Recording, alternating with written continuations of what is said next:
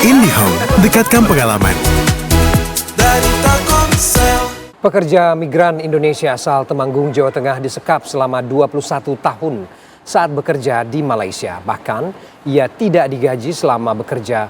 Keluarga di Temanggung pun tak dapat menghubunginya selama bertahun-tahun.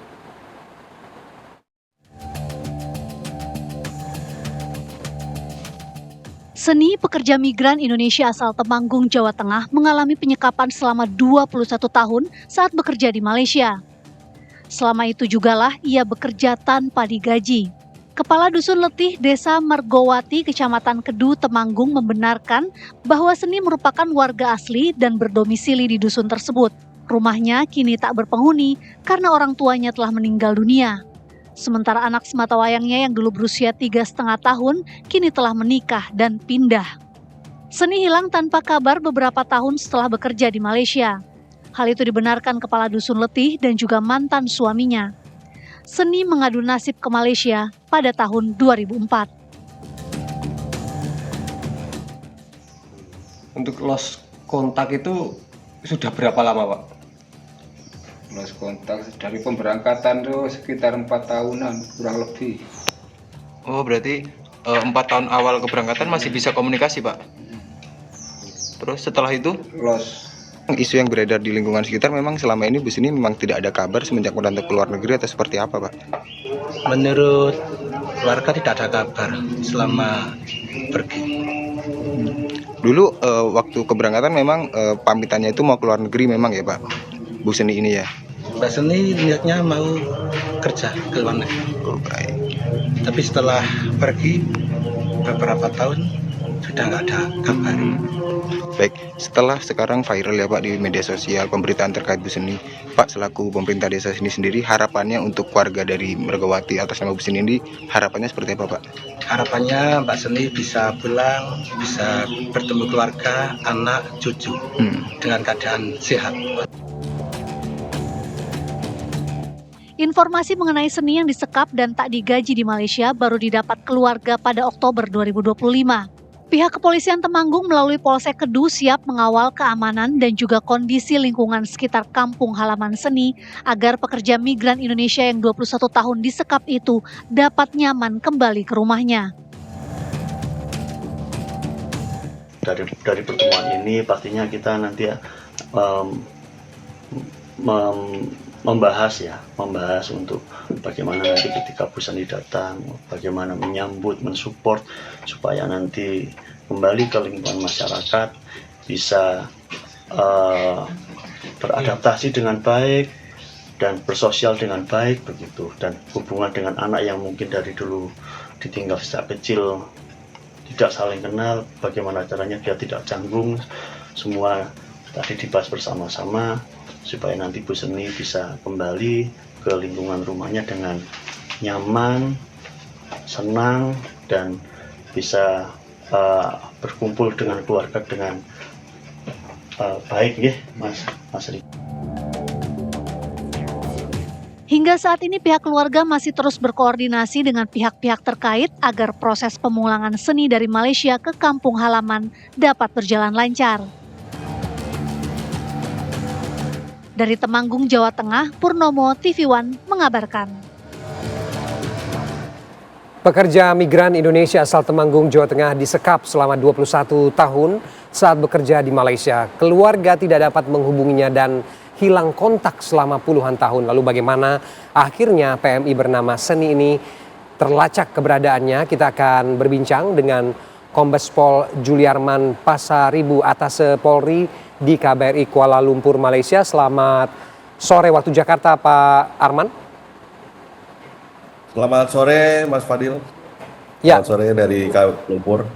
Dengan Ferdi, Pak Arman, kita ingin mengetahui lebih lanjut bagaimana kemudian ceritanya PMI asal Temanggung ini selama 21 tahun tidak ada kabar, siapa yang melaporkan, kapan pertama kali ditemukan, dan di mana dia ditemukan, Pak Arman? Baik, terima kasih. Selamat sore. Kami akan menceritakan kronologis kejadiannya dari awal kami menerima laporan yang diperoleh dari IPD Serdang. Pada suatu malam tanggal 19 Oktober 2025 pukul 21.32 malam, IPD Serdang menelpon kepada kami menginfokan bahwa telah dilakukan penyelamatan terhadap satu orang warga negara Indonesia yang diketahui bernama Seni dalam keadaan luka parah dan traumatik dan memiliki luka di bagian mulut dan payudara atau dada korban. Kemudian meminta bantuan kedutaan untuk mencari informasi identitas warga negara Indonesia tersebut karena warga negara Indonesia ini dalam kondisi shock berat sehingga tidak memberikan keterangan yang jelas. Dengan informasi tersebut kami mencari informasi dengan apa namanya upaya-upaya langkah-langkah yang kita lakukan. Yang pertama, pada tanggal 21 Oktober IPD Serdang memberikan surat resmi tentang penyelamatan warga negara itu yang diketahui adalah bernama Seni dan sudah dimohonkan IPO atau Interim Protection Order atau kita dikenal dengan perlindungan saksi dan korban. Kenapa saksi dan korban dilindungi? Karena saksinya sendiri adalah pelapor yang ternyata adalah anak daripada korban, anak daripada tersangka yang diselamatkan oleh IPD Serdang. Korban sendiri diselamatkan dari rumah majikan yang ternyata diketahui dari keterangan korban telah disekap selama 21 tahun. Disekap di dalam rumah tanpa digaji dan tidur di dapur, hanya diberikan kain selai dan dilakukan penyiksaan yang berulang-ulang hampir setiap hari. Dan bahkan kadang-kadang tidak diberikan makan sampai pernah 5 hari tidak makan sama sekali. Kemudian pada tanggal 21 Oktober juga kami memohon untuk bisa menjumpai Seni atau korban karena kami menginginkan untuk akses ke konsuleran. Tapi Seni tidak bisa dijumpai karena masih dalam perawatan medis sehingga memberikan kesaksian untuk penyidikan dan persidangan dan tinggal di rumah perlindungan korban yang ada di Malaysia. Kemudian pada tanggal 24 Oktober 2025 Mahkamah memulakan pembicaraan pengadilan kepada kedua majikan suami istri. Majikan laki-laki mengakui bahwa dia tidak membayar gaji Seni selama 21 tahun dengan alasan agar uang Seni terkumpul. Majikan perempuan tidak mengakui akan perbuatan kekerasan yang dilakukan terhadap Seni. Kedua majikan ini memohon kepada mahkamah atau hakim untuk ikat jamin sebanyak Rp20.000 per orang untuk penahanan paspor dan dikabulkan oleh hakim dan dilakukan penahanan terhadap paspor keduanya. Kemudian pada tanggal 30 Oktober, Seni dibawa ke KBRI Kuala Lumpur untuk diidentifikasi secara fisik. Namun dia tidak ditemukan baik datanya secara siak maupun secara biometrik imigrasi. Kami sudah mencoba mengambil sidik jarinya dan kami coba cocokkan dengan data di SIAK dan imigrasi. Namun tidak berhasil kami dapatkan. Kemudian ya. Pak Arman, saya potong sebentar. Saya ingin memastikan kembali. Sudah sampai di mana proses penyelidikan kasus ini? Artinya sejauh ini sudah penetapan tersangka?